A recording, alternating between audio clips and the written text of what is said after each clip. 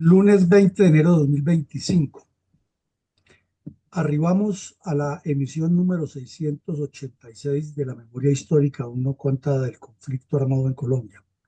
El tema que vamos a abordar es una operación militar realizada por el Batallón General Domingo Caicedo en el sur del Tolima a finales de 1965, que dio como resultado la muerte en combate del bandolero comunista Telmo Abilio Fernández, alias Capitán Tijeras, uno de los miembros de las cuadrillas comunistas que dirigía Tiro Fijo en la región y que había causado una infinidad de actos criminales, Tolima, Huila, Cauca, entre ellos el secuestro y asesinato del industrial vallecaucano Harold Eder, de quien hablaremos en el día de mañana.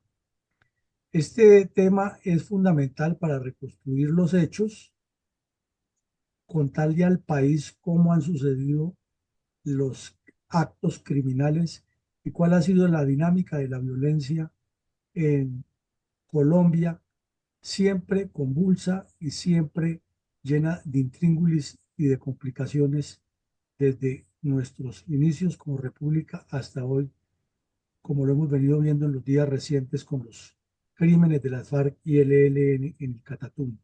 Adelante, mi coronel.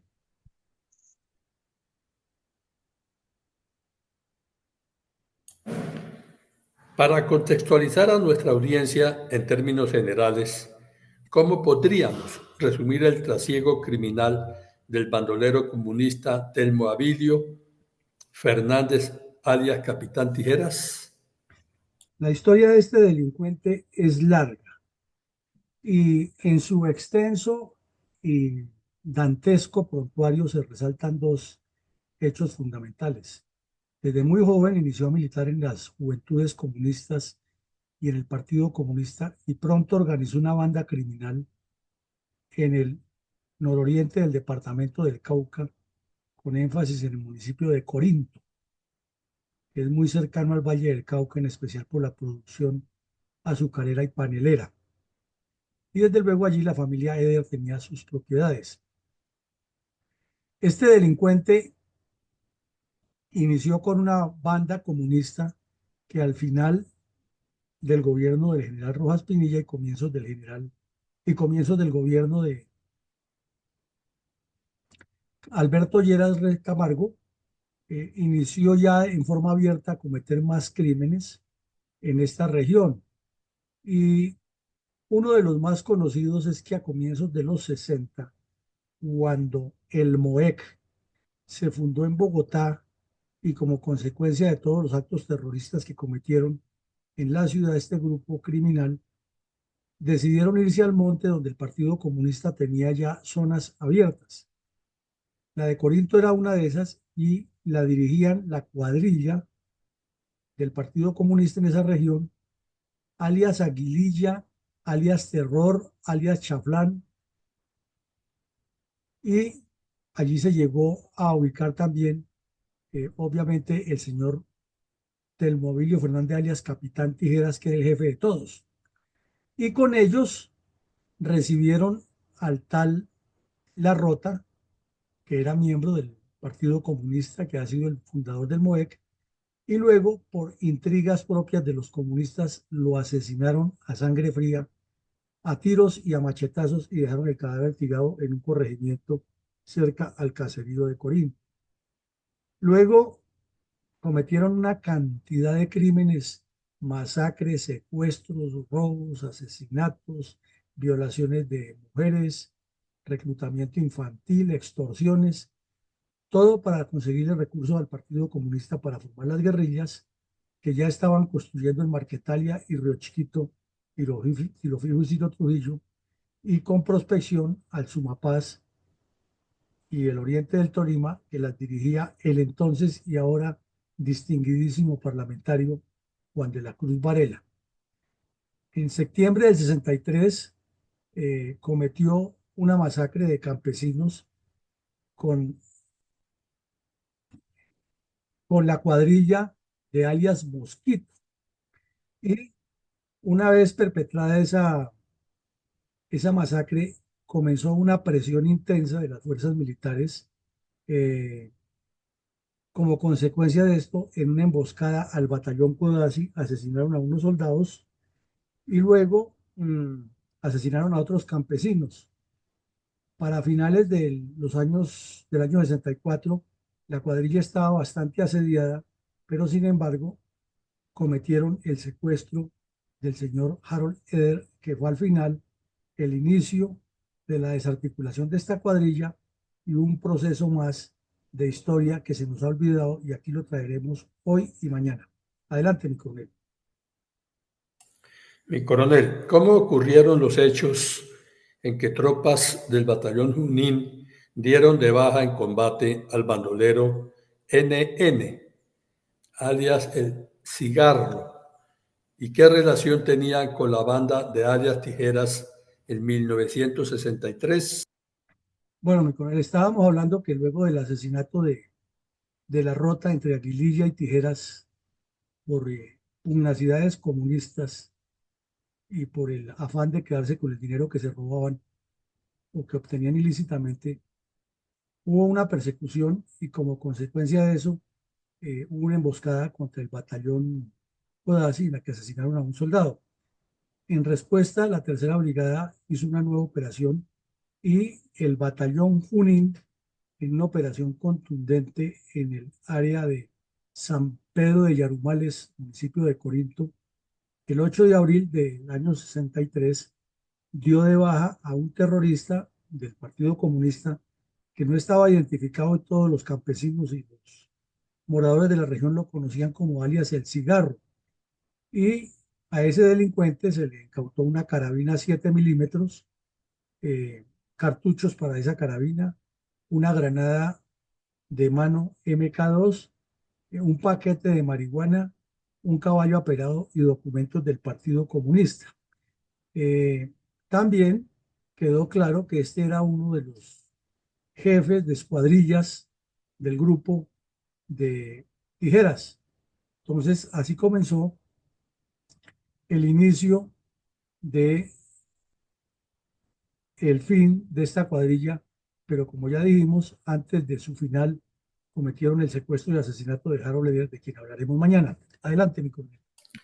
Mi coronel, ¿qué ocurría un año después con la banda criminal del Partido Comunista, encabezada, perdón, por alias el capitán Tijeras, en límites de los departamentos de Valle, Cauca y Tolima? Eh, Se trasladaron para el centro norte del Cauca y con proyección al Valle y al Tolima, porque Tiro Fijo pues ya estaba organizando formalmente la República Independiente de Marquetalia y Ciro Trujillo estaba organizando el emporio terrorista en Río Chiquito. Entonces ya tenían una comunicación más directa y una de las connotaciones fue que la banda de Aguililla se partió en dos, o la banda de Tijeras se partió en dos y Aguililla quedó con un grupo que ya no seguía al Partido Comunista, sino seguía su vandalismo por su cuenta y Tijeras sí siguió fiel a los dictados del partido. Hacia allá se enfocaron nuevamente las operaciones, pero no era fácil. El municipio de Belalcázar, que limita con Huila y Tolima prácticamente al oriente del Cauca, es bastante quebrado. Hay alta cantidad de población indígena y desde hace muchísimos años los grupos armados ilegales han tenido presión contra el campesinado y los indígenas de esa región. Entonces, vemos que va habiendo un trasiego, un movimiento permanente de esta cuadrilla y una persecución incesante de la tercera brigada. Mi coronel, ¿qué acciones criminales cometían otras células del ELN abiertas y clandestinas en las ciudades? Bueno, el ELN, paralelamente con el crecimiento de las guerrillas comunistas, estamos ubicados en el tiempo, no habían nacido las FARC, había una competencia entre las líneas comunistas, ya lo vimos en la OEC, por crear una que al final terminó siendo la génesis del EPL, y el grupo que había ido a Cuba, la Brigada José Antonio Galán, habían iniciado la competencia y el ELN le ganó a todos. Comienzos del 65 apareció con el asalto terrorista al municipio de Simacota. Y luego el cura Camilo Torres fue expulsado de la iglesia. Él decía que se retiró, lo expulsaron de la iglesia por su eh, trasiego terrorista, proterrorista y su mentalidad revoltosa. Entonces era todos los días noticia el cura Camilo Torres y el ELN, todos los días. María Elena Crobo era la ministra de Gobierno, de Trabajo, y descaradamente dijo en el Congreso de la República, es que comandante Fabio ordene que el MRL está listo a respaldarlo. Y era la ministra, y era en ese tiempo era congresista, después fue ministra de Gobierno de Trabajo de López Miquelsen, 10 años después. Entonces el cura Camilo Torres comenzó a hacer una cantidad de actividades públicas incitando al terrorismo, a la rebelión, a la violencia. Tenía previsto un acto populista en el barrio 12 de octubre de Bogotá y hubo mucho conato de violencia. La policía tuvo que cerrar el área y la alcaldía suspender la presentación de Camilo Torres, aduciendo que este sujeto no había pedido permiso para la manifestación. Entonces los estudiantes de la Universidad Nacional, como ya ha sido costumbre, salieron a destruir la ciudad y a hacer actos violentos en los alrededores de la ciudad universitaria eh, en solidaridad con el curita terrorista. Adelante, mi coronel. Mi coronel, ¿por qué fueron detenidas 17 personas señaladas de pertenecer a la banda de alias Tijeras en abril de 1965? Porque estaba secuestrado y apareció asesinado el industrial Harold Eder. Entonces, este hecho conmovió al país. Era la época del final del Plan Lazo. Colombia estaba muy convulsionada, lo hemos dicho en episodios anteriores. El año 65 inició con un paro muy fuerte, con la destitución del general Ruiz Novoa, porque se paró en la raya y le dijo al presidente Valencia que las fuerzas militares no eran para hacer politiquería, que Colombia lo que necesitaba era un cambio de estructuras, porque había la relación de unos parlamentarios de la NAPO con Efraín González y otros del Partido Conservador, porque había sido dado de baja el terrorista Efraín González en Bogotá, porque se habían incautado una gran cantidad de armas y propaganda a las redes urbanas de las FARC y el ELN en Bogotá, porque había nacido el ELN, porque las FARC ya completaban el primer año después de Marquetalia y, y se iniciaba la operación en Río Chiquito. O sea, el país estaba muy convulso en ese momento. Y de remate, la cuadrilla de Tijeras secuestró y asesinó a Harold Leder. Entonces, no es como dicen los comunistas que le echaron 16.000 soldados de todo el ejército contra eh, los delincuentes en Marquetalia, porque ni siquiera existían 16.000 soldados en el ejército, sino fue por Bocón el general Matallana que le decía a los soldados que digan en las regiones o donde se encuentran los campesinos que somos 16.000 en total, cuando no había ni 2.000 en Marquetalia. Entonces, aprovechando que las operaciones estaban concentradas en Río Chiquito y Marquetalia, el Partido Comunista le ordenó a su tal capitán Tijeras que secuestraran al industrial Harold Leder y que exigieran una fuerte suma para financiar la violencia contra Colombia. Pero, como lo veremos mañana en detalle, fue asesinado. Entonces, en la búsqueda y la investigación fueron capturadas 17 personas, como vemos aquí por las fotos, casi todos de origen indígena.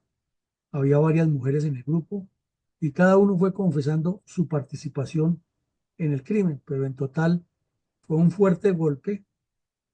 Al final, como suele suceder, algunos resultaron ser inocentes líderes sociales, pero la mayoría terminó encarcelado por este golpe.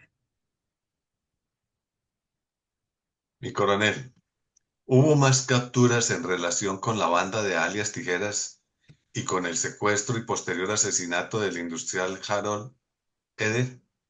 Sí, Hubo más al día siguiente en,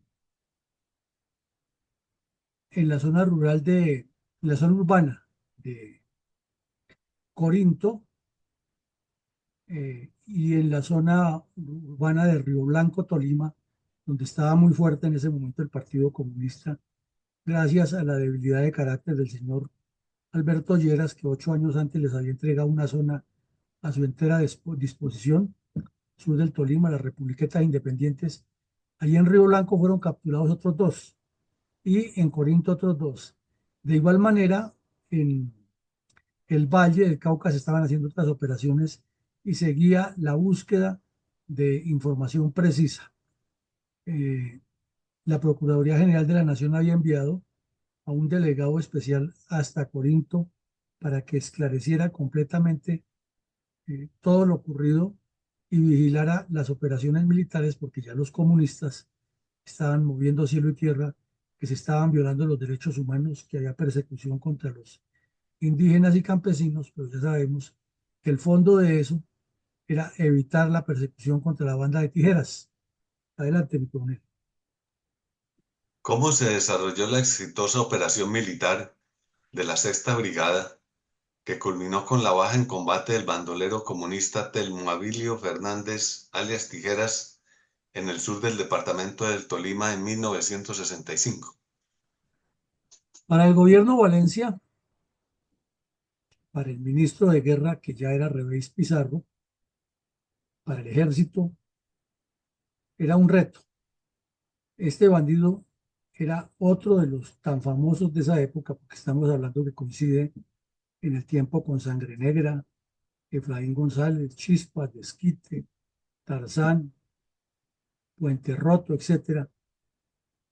Había sembrado el terror y era un objetivo número uno del Estado colombiano, las tropas. Finalmente, después de las capturas que vemos, al bandido no le quedó otra opción que replegarse del norte del Cauca y del valle hacia el Tolima, donde el Partido Comunista tenía sedes más fuertes, con el fin de reorganizar todo lo que había dejado desocupado Chispas, ya que Chispas se había movido hacia el norte del Tolima y hacia el eh, Quindío. Habida cuenta que no pudo ponerse de acuerdo con la dirigencia del Partido Liberal, que quería tenerlo como una reserva estratégica, y él quería acción, y por eso se rebeló contra el gobierno de Lleras Camargo. Luego pues fue dado de baja durante el gobierno de Valencia, desarrollo del Plan Lazo. Eh, pero volviendo al tema de Tijeras, él recibió la instrucción del Partido Comunista de aprovechar la zona que había desocupado Chispas, que era liberal, con quien estaban en conversaciones para ver si lo convencía para el Partido Comunista, para que aprovechara el acumulado, como dicen ellos, de toda la creación que tenía el Partido Comunista en la zona.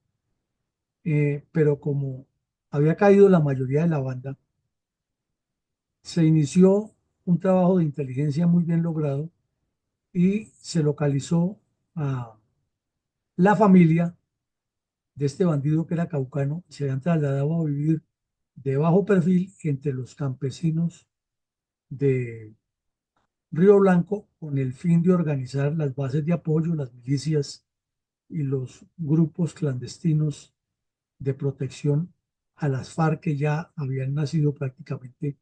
No se llamaban todavía FARC, pero había pasado la operación Marquetalia y estaban próximos a hacer la segunda conferencia constitutiva de las guerrillas comunistas, que finalmente llamaron las FARC. Entonces, este bandido hacía parte de eso, de ese grupo, y allí fue localizado en la casa, en una operación muy bien concebida. Una patrulla del batallón Caicedo se infiltró durante varias noches hasta el sitio sin dejarse detectar, y al amanecer del día 30 de septiembre de 1965, eh, lo encerraron, y cuando ofreció resistencia lo dieron de baja. El bandido combatió, era muy sagaz, era un sujeto una destreza física importante y alcanzó a recibir 9 impactos, porque finalmente lo eliminó, fue uno que le pegó en la cabeza. Al lado de él fue capturado otro bandido, Julio Romero Tapiero, alias Placer, que tenía un prontuario similar al de Tijeras y había participado en una cantidad de crímenes, incluido el secuestro de Eder. Entonces la noticia le dio la vuelta al mundo porque demostró que siempre las fuerzas militares cumplen con su misión de eliminar la amenaza y la agresión. Los que siempre fallan son la dirigencia política, que cambian el tercio de la situación. Entonces vemos aquí que a pesar de que el plan Lazo había entrado en declive, la voluntad de combate de las tropas seguía intacta y el hecho del secuestro de este señor Eder había rebosado la copa y había obligado a una operación como la que efectivamente realizaron nuestros soldados del batallón Caicedo en ese momento. Adelante, mi coronel. Y coronel, ¿cuál era la situación para esa época del secuestro en Colombia? ¿Y qué relación tenían estos hechos con las bandas comunistas que estaban surgiendo a finales de la violencia tripartidista? Lo hemos venido explicando aquí en varios episodios anteriores que en la medida que el Plan Lazo fue efectivo contra las bandas tripartidistas liberales y conservadoras y comunistas durante los primeros años de la década de 1960, de, la, de las masacres tan atroces que hemos relacionado algunas aquí y de la persecución política en las regiones contra los adversarios y el aprovechamiento que tuvo el Partido Comunista de eso, se viró rápido hacia la extorsión permanente a todo tipo de personas con el fin de financiar la violencia. Y luego ya encontraron que además de la extorsión les era muy rentable los secuestros. Primero fueron express, muy breves, y luego ya fueron secuestros prolongados. Y se trasladaron de manera descarada a las ciudades.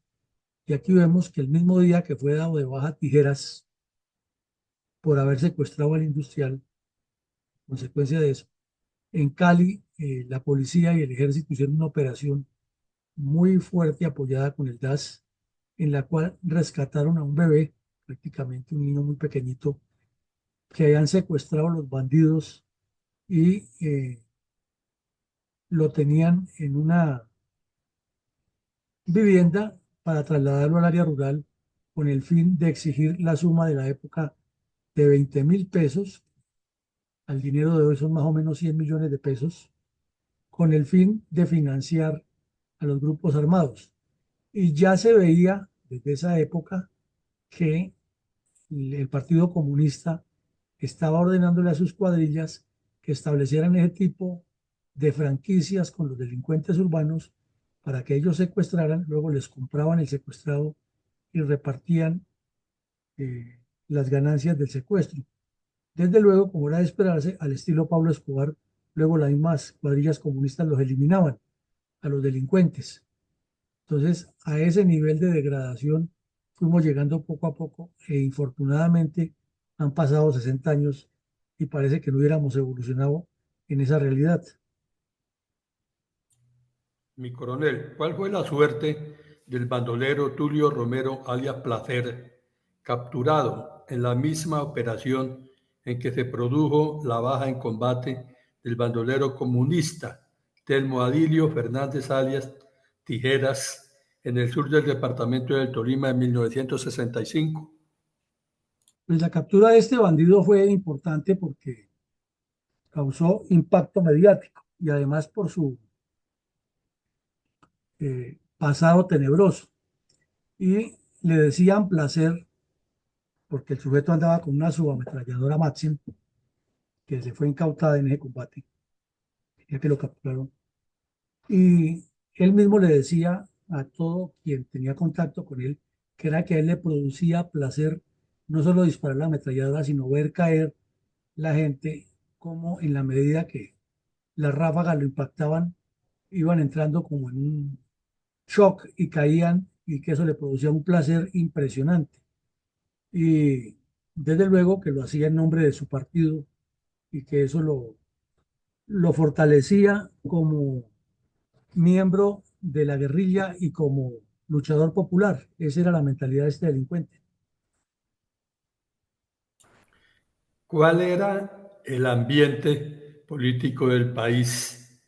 Y se podría decir que la dirección del momento estaba igual que la de ahora, 60 años después de estos hechos, desenfocada de las necesidades del país y dedicada a proteger sus prebendas personales. Pues en ese momento el tal Tulio Romero fue llevado a Consejo de Guerra y condenado y trasladado a la cárcel de la Corcona. Pero como todos sabemos, después esa cárcel fue suspendida por razones del ecosistema y algunos de ellos fueron trasladados a distintas cárceles.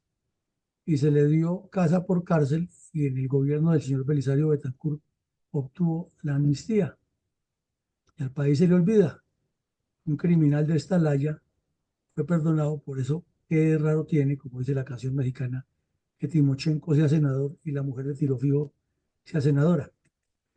Para ese momento el país andaba, como usted mismo lo dice, mi coronel, en otro paseo, la clase política. Eh, Cuando se produjo el secuestro del señor Eder y que comenzaron la persecución de todos estos bandidos y las capturas, aquí en Bogotá y en las principales ciudades, los dirigentes de los dos partidos que se repartían el poder como si fuera personal, estaban peleando a quién nombraban ellos de candidato presidencial. Ni siquiera se les ocurrió hacer una consulta popular para haber legitimado el fraude. No, de una vez entre ellos era peleando y el politiquero Carlos Lleras Restrepo, de quien ya hemos hablado varias veces, llevaba ya para el momento 8 años sin cesar todos los días haciendo campaña política.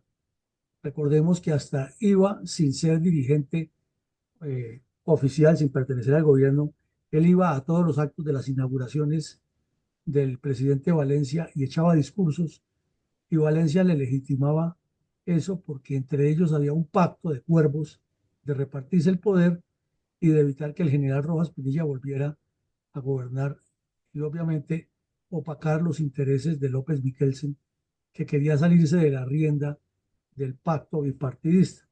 Entonces, llega Restrepo en un momento de presiones que le tenían, no el pueblo, porque el pueblo estaba eh, completamente maniatado en ese esquema que han montado sus dirigentes, sino entre ellos, entre esa corruptela que luchaba por quién era quién, sin salirse eso sí, del esquema bipartidista, le dijeron que era un oligarca, era un candidato impuesto, que era la verdad, pero él lo negaba. Él decía que quien quisiera lanzar una candidatura distinta, pero ya tenía todo el montaje con los dos dirigentes, los dos directorios para seguir haciendo daño al país y decía que él no era un devaluador porque en ese momento era un problema complicadísimo de evaluar el peso. Después con el nuevo sistema de cambios, que duró, eso pasó a segundo plano, pero duró mucho tiempo en que si el peso se devaluaba y se le subía el valor al dólar, originaba todo tipo de protestas. Y de hecho decía que él no era oligarca. Eh, Entre tanto, el Poder Judicial andaba en uno de los tantos paros que se han hecho y el Frente Nacional, ya ante la realidad de que a la población le causaba desasosiego, le causaba malestar ver todo esa trapacería de frente. El señor Lleras Camargo, que había salido del gobierno y estaba en el exilio dorado de la diplomacia, regresó al país y se volvió el defensor número uno de su primo Carlos Lleras Restrepo, y por eso Chapete publicó esa caricatura en que llegó el hombre que tenía la lámpara y que iluminaba a los ignorantes, como siempre con Ruana, para que votaran por Lleras Camargo, y el presidente Valencia, desde el gobierno, haciendo política, invitó al país a que votara por Lleras y se formó un comité bipartidista para apoyar al señor Lleras Camargo como si fueran los dueños del país, sin tener en cuenta a quienes elegían, sino de una vez, ustedes tienen que elegir por el que nosotros decidimos. Algo muy parecido a lo que nos sigue ocurriendo. Aparece cualquier perico de los palotes y dice yo soy el candidato presidencial. Nadie lo escogió, no hubo ninguna socialización, no hubo ningún proceso democrático, sino ese es ya, y los demás corruptos que están al lado de él dicen hay que votar por ese. Esa es la triste realidad, mi coronel. Gracias, mi coronel. En memoria a los soldados y policías colombianos que han sacrificado sus vidas o partido la plenitud de sus capacidades físicas como consecuencia de la acción directa de los terroristas en Colombia, escuchemos de forma reverente un minuto de silencio.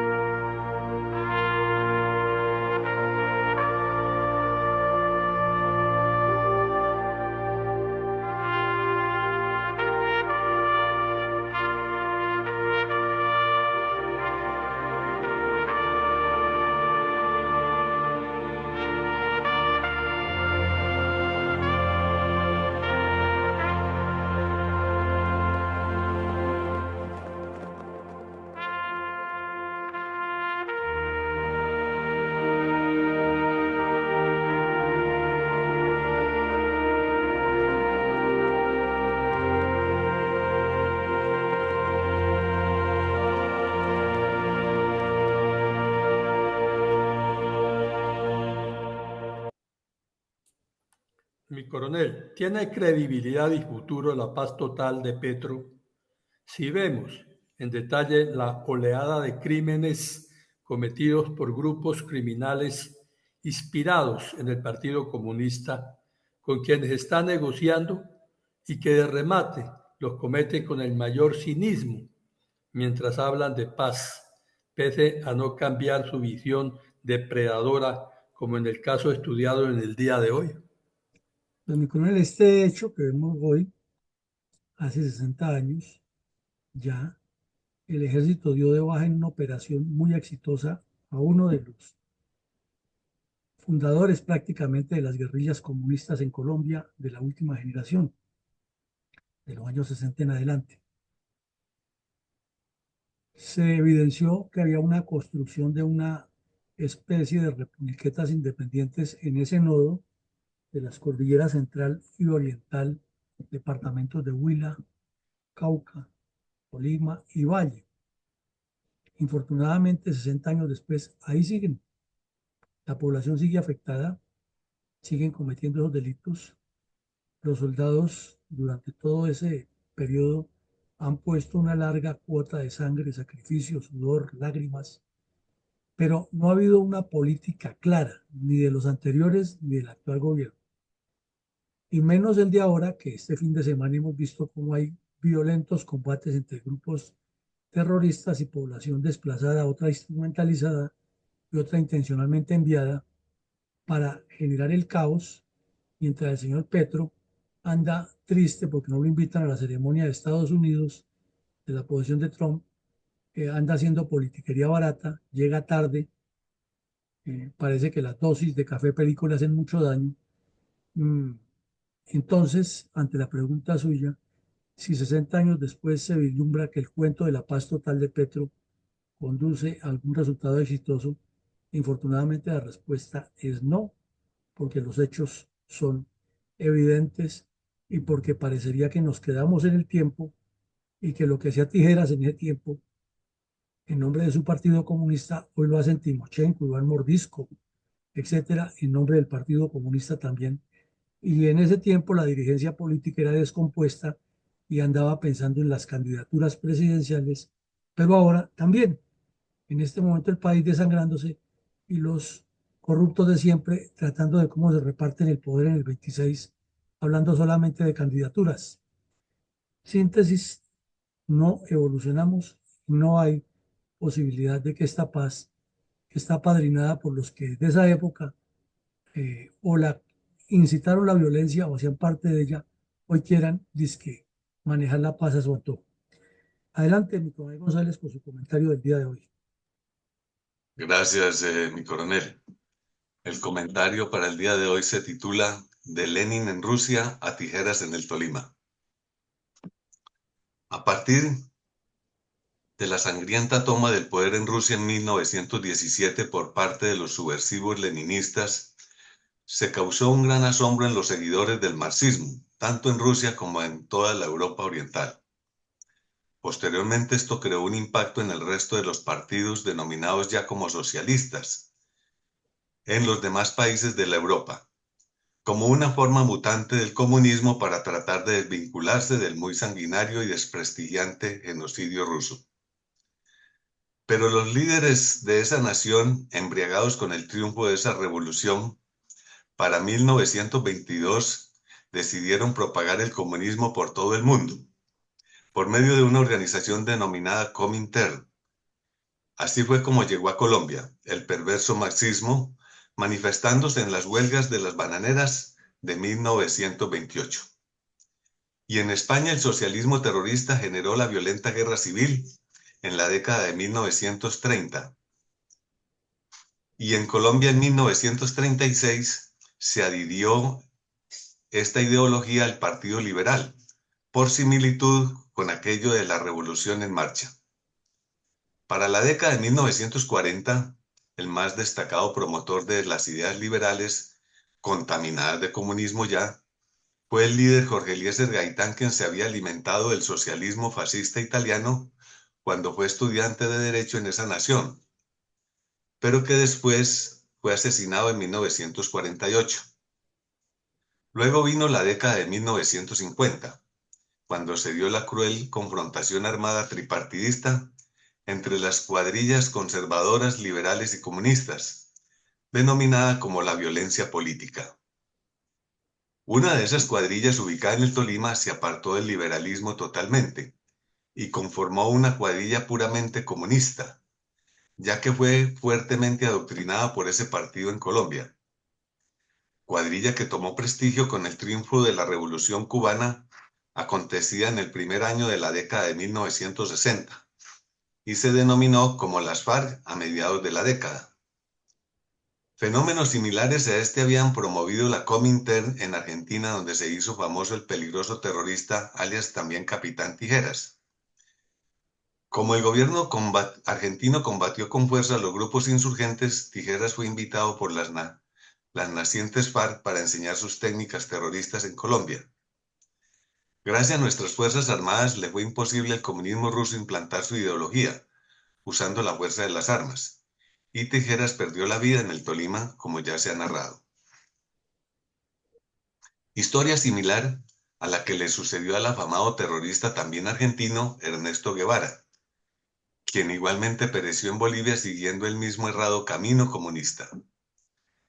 Todo esto demuestra cómo el comunismo no podrá apoderarse de Latinoamérica, por ser la ideología de la crueldad que no tiene cabida en nuestro continente centro y suramericano, y por el patriotismo de nuestras tropas por defender al pueblo de las peligrosas amenazas externas de otros continentes. Muchas gracias, mi coronel.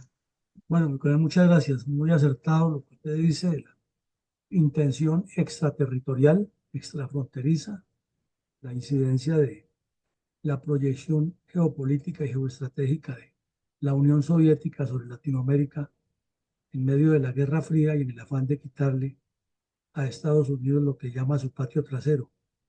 Y en esa pugna terminamos los colombianos poniendo una enorme cuota de sangre derivada de esas intenciones. Llegamos al final del ejercicio de esta mañana, hoy con la sesión número 686. Mañana tendremos la 687 con la reconstrucción del secuestro y asesinato del industrial Harold Eder cometido por la banda de este terrorista Arias Tijeras. Esta noche, habida cuenta que hoy se posesiona por segunda vez el señor Donald Trump en la presidencia de Estados Unidos, tendremos un análisis geopolítico y estratégico de los retos de esa administración y obviamente miraremos en qué va a incidir en Colombia su mandato. A todos un feliz día y nos vemos esta noche. Que Dios nos siga acompañando y bendiciendo. Gracias, Gracias, mi feliz coronel. día. Feliz día para todos.